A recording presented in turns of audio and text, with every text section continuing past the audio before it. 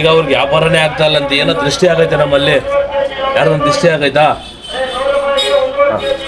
ಸೇರಿದಾಗಿಂದ 10 ವರ್ಷ ಆಯ್ತು ಒಂದೇ ಕಂಪನಿಯಲ್ಲಿ ಕೆಲಸ ಮಾಡ್ತಾ ಇದ್ದೀನಿ. ಕಂಟಿನ್ಯೂ ನಾನು 20 ದಿನ ರಜಾನೇ ಹಾಕಿರ್ಲಿಲ್ಲ. ಸೊ 20 ದಿನ ರಜೆ ಆದ್ಮೇಲೆ ನಾನು ಕೆಲ್ಸಕ್ಕೆ ಹೋಗೋದು ಸ್ಟಾರ್ಟ್ ಮಾಡಿದ್ದೀನಿ. ಸೊ ಇವಾಗ ಹೋಗ್ತಾ ಇದ್ದೀನಿ, ಏನು ಪ್ರಾಬ್ಲಮ್ ಇಲ್ಲ, ಚೆನ್ನಾಗಾಗಿದೆ, ನನಗೆ ಬೆಟರ್ ಫೀಲ್ ಆಗ್ತಾ ಇದೆ. ಅದಕ್ಕೆ ನಾನು ಟ್ಯೂಸ್ಡೇ ಸ್ಟಾರ್ಟ್ ಮಾಡಿದ್ದು ಬರೋದಕ್ಕೆ ಎಮ್ಮ ಹತ್ರ.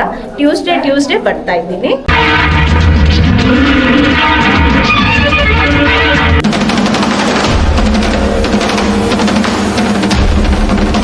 ಹೆಸರು ಸುನೀತಾ ಅಂದ್ಬಿಟ್ಟು ದೊಡ್ಡಬಳ್ಳಾಪುರ ರೋಡಿಂದ ಬರ್ತಾ ಇರೋದು. ನಾನು ಇದು ಸೆಕೆಂಡ್ ಟೈಮ್ ಬರ್ತಾ ಇರೋದು ಇಲ್ಲಿಗೆ. ನಾವು ಯೂಟ್ಯೂಬ್ ಚಾನಲ್ ನೋಡೇ ಗೊತ್ತಾಗಿತ್ತು ಈ ಥರ ಇದೆ ಅಂತ. ನನಗೆ ತುಂಬ ಹುಷಾರಿಲ್ದಿರ ಇತ್ತು. 15 ದಿನ ಅಡ್ಮಿಟ್ ಆಗಿದ್ದೆ. ಸೊ 15 ದಿನ ಅಡ್ಮಿಟ್ ಆಗಿ ಒಂದು ಪೌರ್ಣಮಿ ನಾಳೆ ಇದ್ದಂಗೆ ನನಗೆ ಇದ್ರ ಡೀಟೇಲ್ಸ್ ಗೊತ್ತಾಗಿದ್ದು. ಪೌರ್ಣಮಿ ದಿನ, ಹೋದ್ಸಲಿ ಪೌರ್ಣಮಿ ದಿನ ಬಂದಾಗ ನನ್ಗೆ ನಿಜವಾಗ್ಲೂ ಶಾಕ್ ಥರ ಆಯಿತು. ಅಂದರೆ ಇಲ್ಲಿ ಬರ್ತಾ ಇದ್ದಂಗೆ ನನಗೊಂದು ಎನರ್ಜಿ ಬಂದಂಗೆ ಆಯಿತು. ತುಂಬ ಹುಷಾರಿಲ್ದಿರ ಊಟ ಮಾಡೋಕ್ಕಾಗ್ತಾ ಇರಲಿಲ್ಲ. ಆ ಥರ ತುಂಬಾ ಈ ಥರ ಇದ್ದೀನಿ ಅಂತ ಅಲ್ಲ, ನನಗೆ ತುಂಬ ಹೈಲಿ ಶುಗರು, ಡಯಾಬಿಟಿಕ್ಸ್ ನನಗೆ 20 ವರ್ಷದಿಂದ. ನನ್ನ ವಯಸ್ಸು 18ಅಲ್ಲಿ ಬಂದಿರೋದು ಡಯಾಬಿಟೀಸ್. ಅದೆಲ್ಲ ಹೋಗಲಿ, ಕಮ್ಮಿ ಆಗಲಿ, ತುಂಬಾ ಪ್ರಾಬ್ಲಮ್ಮು ಇದೆ ನನಗೆ ಬಾಡಿಯಲ್ಲಿ ಅಂತ ಕೇಳಿಕೊಂಡು ನಾನು ಬಂದು ನನಗೆ ಒಂದು 2 ಡೇಸ್ಗೆ ಒಂದು ಎನರ್ಜಿ ಬಂದಂಗೆ ಆಯಿತು. ಮತ್ತು ಅವ್ರು ಹೇಳಿದ್ರು ಇಲ್ಲಿ ಬಂದು ಅದೊಂದು ಪೂಜೆ ಇದೆ, ತಡೆ ಹೊಡೀರಿ ಅಂತ. ಪೌರ್ಣಮಿಗೆ ಬಂದು ನಾನು ಅದೇ ಥರ ಮಾಡಿದೆ. ಮತ್ತು ಅವ್ರು ಹೇಳಿದ್ರು 3 ಸಲ ಮಾಡಿಸಿ ಅಂತ. ಸೊ ಇವತ್ತು ಅಮಾವಾಸ್ಯೆ, ಇವತ್ತು ಬಂದು 2ನೇ ಸಲ ಮಾಡಿಸ್ತಾ ಇದ್ದೀನಿ. ಮತ್ತು ಈ ಅಮ್ಮ ಬಂದು ನಾವು ಜನಗಳನ್ನ ನಂಬ್ತೀವಿ, ಅದೇಳ್ತಾರೆ ಇದೇಳ್ತಾರೆ ಆ ಪೂಜೆ ಅಂತ. ನಾನು ಅದೆಲ್ಲ ನಂಬಲ್ಲ, ಆದರೆ ದೇವ್ರು ಹೂವು ಕೊಡುತ್ತಲ್ಲ ಅದು ನಾನು ಮೇನ್ ನಂಬ್ತೀನಿ. ಸೊ ನಾವೇನು ಅಂದ್ಕೊಂಡು ನಾವೇನು ಕೇಳ್ಕೊತೀವೋ ಆ ಹೂವು ಕೊಟ್ಟಾಗ ಅದು ನಂಬ್ತೀವಿ. ಸೊ ಜನ ನಂಬೋ ಬದಲು ದೇವ್ರು ನಂಬಿದ್ರೆ ಯಾವುದೋ ಒಂದು ರೀತಿಯಲ್ಲಿ ನಮ್ಮನ್ನ ಕೈ ಹಿಡಿತಾರೆ. ಅದು ನನ್ನ ನಂಬಿಕೆ. ಕೇಳಿದ್ದೀನಿ. ನಾನು ಅನ್ಕೊಂಡಿದ್ದೇನಿಲ್ಲ, ನಮ್ಗೇನಾದ್ರೂ ಹಾಸ್ಪಿಟಲ್ ವಿಷಯ ಆಗಿದೆಯಾ, ಇಲ್ಲ ಏನಾದರೂ ಆಗಿದೆಯಾ, ಯಾರಾದರೂ ಏನಾದರೂ ಮಾಡಿಸಿದಾರಾ, ಈ ಥರ ಅಂದ್ಕೊಂಡಿದ್ದು. ಒಂದು ರೀತಿಯಲ್ಲಿ ಅದು ಅವರು ಸ್ವಾಮೀಜಿ ಎಲ್ಲ ಕೇಳ್ಕೊಂಡಾಗ ನೀವೇನಾದರೂ ಅಮಾವಾಸ್ಯೆ ಟೈಮಲ್ಲಿ ಎಲ್ಲಾದರೂ ದೂರ ಹೋಗಿದ್ರಾ ಆ ಥರ ಎಲ್ಲ ಕೇಳಿದ್ರು. ಸಾವು ಹೋಗಿದ್ರಾ ಅಂತೆಲ್ಲ ಕೇಳಿದ್ರು. ಆವಾಗ ಏನಾಯ್ತು ಅಂದರೆ ನಿಮಗೆ ಕಣ್ಣು ದೃಷ್ಟಿ ಆಗಿರ್ಬೋದು, ಅದಕ್ಕೆ ಅಮ್ಮ ರೈಟಲ್ಲಿ ನನಗೆ ಹೂವು ಕೊಟ್ಟರು. ಸೊ ಏನು ಮಾಡಿಸಿದ್ರೆ ಸರಿ ಹೋಗುತ್ತೆ ಅಂದರೆ ಈ ಥರ ತಡೆ ಓಡಿಸಿ 3 ಸಲ ಅಂತ ಹೇಳಿದಾಗ ಮತ್ತೆ ಹೂವು ಕೊಟ್ಟರು. ಹಂಗಾಗಿ ನಾವು ನಂಬ್ಕೊಂಡು ಬಂದಿದ್ದೀವಿ. ಸೊ ಇದು ಸೆಕೆಂಡ್ ಟೈಮು. ಎಲ್ಲೆಲ್ಲೋ ಹೋಗೋದು ಬಿಟ್ಟು ನಮ್ಮಲ್ಲೇ ಇಲ್ಲೇ ಸೊಲ್ಯೂಷನ್ ಇದ್ದಾಗ ಹತ್ರದಲ್ಲಿ ಎಲ್ಲೆಲ್ಲೋ ಹೋಗೋದು, ಎಲ್ಲ ಕಡೆ ದೇವ್ರೆ, ಆದರೆ ದೂರ ಬಾರ ಹೋಗಿ ಮಾಡೋ ಬದಲು ಹತ್ರ ಇರೋ ಕಡೆ ಬಂದು ಮಾಡಿದ್ರೆ ಬೆಟರ್. ಸೊ ಅಷ್ಟೇ ನನ್ನ ಸಜೆಷನ್. ಜನಕ್ಕೆ ಹೇಳೋದು ಒಂದೇ, ಸೊ ಎಲ್ಲೆಲ್ಲೋ ಹೋಗೋ ಬದಲು ಇಲ್ಲೇ ಬಂದು ಒಂದ್ಸಲಿ ದರ್ಶನ ಮಾಡಿ ನಿಮ್ಮ ಸೊಲ್ಯೂಷನ್ ಕೇಳ್ಕೊಳ್ಳಿ, ಆ ದೇವ್ರ ಸೊಲ್ಯೂಷನ್ ತೋರಿಸುತ್ತೆ. ಪರವಾಗಿಲ್ಲ. ನಾನು ಅದು ತಡೆ ಎಲ್ಲ ಹೊಡೆದ್ಮೇಲೆ ನಾನು ಆಫೀಸ್ ಸೇರಿದಾಗಿಂದ 10 ವರ್ಷ ಆಯ್ತು ಒಂದೇ ಕಂಪನಿಯಲ್ಲಿ ಕೆಲಸ ಮಾಡ್ತಾ ಇದ್ದೀನಿ. ಕಂಟಿನ್ಯೂ ನಾನು 20 ದಿನ ರಜಾನೇ ಹಾಕಿರ್ಲಿಲ್ಲ. ಸೊ 20 ದಿನ ರಜೆ ಆದ್ಮೇಲೆ ನಾನು ಕೆಲ್ಸಕ್ಕೆ ಹೋಗೋದು ಸ್ಟಾರ್ಟ್ ಮಾಡಿದ್ದೀನಿ. ಸೊ ಇವಾಗ ಹೋಗ್ತಾ ಇದ್ದೀನಿ, ಏನು ಪ್ರಾಬ್ಲಮ್ ಇಲ್ಲ, ಚೆನ್ನಾಗಾಗಿದೆ, ನನಗೆ ಬೆಟರ್ ಫೀಲ್ ಆಗ್ತಾ ಇದೆ. ಅದಕ್ಕೆ ನಾನು ಟ್ಯೂಸ್ಡೇ ಸ್ಟಾರ್ಟ್ ಮಾಡಿದ್ದು ಬರೋದಕ್ಕೆ ಎಮ್ಮ ಹತ್ರ. ಟ್ಯೂಸ್ಡೇ ಬರ್ತಾ ಇದ್ದೀನಿ. ಸೊ ಅಮಾವಾಸ್ಯೆ ಪೌರ್ಣಮಿಗೆ ಬರ್ತೀನಿ. ಕಾಯಿ ಬಗ್ಗೆ ನನಗೆ ಫಸ್ಟ್ ಟೈಮ್ ಗೊತ್ತಿರಲಿಲ್ಲ. ಇದು ಇವಾಗ ಗೊತ್ತಾಗಿದೆ ಕಾಯಿ ಬಗ್ಗೆ. ಸೊ ಇವಾಗ ನೆಕ್ಸ್ಟ್ ಫ್ರೈಡೆ ಬಂದು ಕಟ್ಟೋಣ ಅಂತ ಇದ್ದೀನಿ. Thank you sir. ಸಪ್ಲಮ್ಮನ ದೇವಸ್ಥಾನದಲ್ಲಿ ಬಂದ್ಬಿಟ್ಟು ನೀವು ಗಂಡ ಹೆಂಡತಿ ಜಗಳಗಳು, ಮನೆಯಲ್ಲಿ ನೆಮ್ಮದಿ ಇಲ್ದಿದ್ದು, ಮತ್ತೆ ಗಂಡ ನೋಡಿದ್ರೆ ನಮ್ಗೆ ಇನ್ನೊಂದು ಯಾರನ್ನ ತೊಂದರೆ ಆಗ್ತಾ ಇದೆ, ಮನೆಯಲ್ಲಿ ಮೂರನೇವ್ರು ಯಾರೋ ತೊಂದರೆ ಕೊಡ್ತಾ ಇದ್ದಾರೆ ಅನ್ನೋಂಥವ್ರು, ಮನೆಯಲ್ಲಿ ಹೆಂಡತಿ ಹೇಳಿದ ಮಾತು ಕೇಳ್ತಾ ಇಲ್ಲ, ಈ ತರ ಜನ ಎಲ್ಲ ನೊಂದಿದ್ರೆ ನೀವು ಮನೆಯಲ್ಲಿ ಸಂಸಾರ ಸರಿ ಇಲ್ಲ ಅಂಥವ್ರಿಗೆ ಬಂದ್ಬಿಟ್ಟು ಇಲ್ಲಿ ನಮ್ಮ ಸಪ್ಲಮ್ಮನ ಅಂತ ಹೇಳಿದೆ, ಆರೋಗ್ಯ ಸಮಸ್ಯೆ ಆಗ್ಲಿ ಯಾವುದೇ ರೀತಿ ಸಮಸ್ಯೆ ಆಗ್ಲಿ ಬಂದು ಅವಳಿಗೊಂದು ಶಾಂತಿ ಮಾಡಿ ಅವಳು ಮುಂದೆ ಒಂದು ರಕ್ತವನ್ನು ಪೋಷಣೆ ಮಾಡ್ಬಿಟ್ಟು ಹೋದ್ರೆ ನೀವು ಮನೆಗೆ ಹೋಗೋಷ್ಟೊತ್ತಿಗೆ ನಿಮ್ಮ ಅರ್ಧ ಸಮಸ್ಯೆ ಪರಿಹಾರ ಆಗುತ್ತೆ.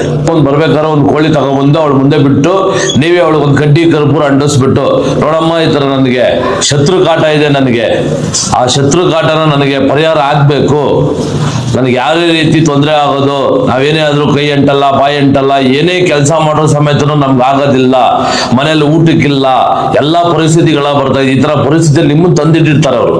ಆಯ್ತಾ, ನೀವೆಲ್ಲ ಹೊರಗಡೆ ಹೋಗ್ತೀರಾ, ನೀವು ಹೊರಗಡೆ ಹೋಗ್ಬಿಟ್ಟು ನೀವೇನ್ ಮಾಡ್ತೀರಾ, ಎಲ್ಲೋ ಬರ್ತೀರಾ, ನಿಮ್ಮಲ್ಲೇ ಇರ್ತಾರೆ, ನಿಮ್ಗೆ ಏನಾದ್ರು ತೊಂದರೆ ಕೊಟ್ಟಿರ್ತಾರೆ ಅವರು ಅಂತವ್ರು ಆಯ್ತಾ. ಅದಕ್ಕೆ ಬಂದು ನೀವು ಈ ತರ ರಕ್ತನ ಈ ತರ ಕೈಯಲ್ಲಿ ಈ ತರ ಹದ್ಕೊಂಡು ಈ ತರ ಈ ರಕ್ತ ಹೊಡೆದ್ಬಿಟ್ಟು ಅಮ್ಮ ನನ್ಗೆ ಕಷ್ಟ ಐತೆ ನನ್ಗೆ ಅದನ್ನ ಪರಿಹಾರ ಮಾಡಿಕೊಡಮ್ಮ ಅಂತ ನೀವು ಕೇಳಿದಾಗ ನಿಮ್ಗೆ ಯಾರೇ ಶತ್ರುಗಳಿದ್ರು ಸಮೇತ ಅದನ್ನ ಮಟ್ಟ ಮಾಡ್ತಾಳೆ. ನಮಸ್ಕಾರ, ನಾವು ಇಲ್ಲೇ ದೊಡ್ಡಬೆಟ್ಟಳ್ಳಿಯಲ್ಲಿ ನಿವಾಸಿಯಾಗಿದ್ದೀವಿ. ನಮಗೆ ಯಾವುದೇ ರೀತಿಯಾದಂಥ ಕೆಲಸಗಳಾಗಿರ್ಬೋದು, ನಾವು ಅಂದ್ಕೊಂಡಿರುವಂಥ ಕಾರ್ಯಗಳಾಗಿರ್ಬೋದು ಏನೂ ಆಗ್ತಾನೆ ಇರಲಿಲ್ಲ.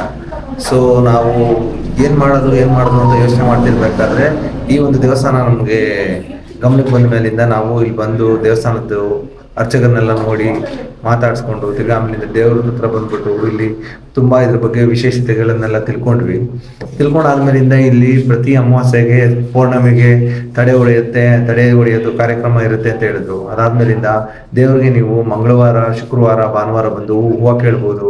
ಆಮೇಲಿಂದ ಹೂವು ಕೊಟ್ಟರೆ ದೇವರು ತಾಯಿ ಹೂವು ಕೊಟ್ಟಲು ಅಂದರೆ ಕೆಲಸ ಆಗುತ್ತೆ ಅನ್ನೋದನ್ನು ಹೇಳಿದ್ದಾರೆ. ಸೊ ಈ ರೀತಿಯಾಗಿ ನಾವು ಬಂದು ಇಲ್ಲಿ ಹೂವು ಕೇಳಿದ್ಮೇಲಿಂದ ನಮಗೆ ಹೂವು ಬಲಗಡೆ ಬಂದ ಮೇಲೆ ನಮಗೆ ಎಲ್ಲ ರೀತಿಯಾದಂಥ ಕೆಲಸಗಳಲ್ಲೂ ಒಂದು ಪಾಸಿಟಿವ್ ಎನರ್ಜಿ ಬರೋದರ ಶುರು ಆಯಿತು. ಆಮೇಲಿಂದ ನಮಗೆ ಕೆಲವೊಂದು ಸತಿ ಅನ್ನಿಸ್ತಾನೆ ಇತ್ತು, ನಾವೇನು ಮಾಡಿದ್ರು ನಮ್ಮ ಕೆಲಸಗಳು ಯಾಕೆ ಮುಂದೆ ಕೈಗೊಳ್ತಾ ಇಲ್ಲ ಅಂತ ಯೋಚನೆ ಮಾಡಿದಾಗ ಸೊ ಒಂದ್ಸತಿ ಬಂದು ತಡೆ ಓಡಿಸ್ಕೊಳ್ಳಿ ಅಂತ ಬಂದು ಅರ್ಚಕರ ಹತ್ರ ಮಾತಾಡಿದಾಗ ನಾವು ಈಗಾಗಲೇ ಕಂಟಿನ್ಯೂಸ್ ಆಗಿ 3 ವಾರಗಳು ಬಂದು ತಡೆ ಓಡಿಸ್ಕೊಂಡಿದ್ದೀವಿ. ತಡೆ ಓಡಿಸ್ಕೊಂಡ್ಮೇಲಿಂದ ಇವಾಗ ನಮ್ಮ ಕೆಲಸಗಳೆಲ್ಲ ಸ್ವಲ್ಪ ರೀತಿಯಲ್ಲಿ ಮುಂದೆ ಹೋಗ್ತಾ ಇದೆ, ಎಲ್ಲ ರೀತಿ ಕೆಲಸಗಳು ಆಗ್ತಾ ಇದೆ.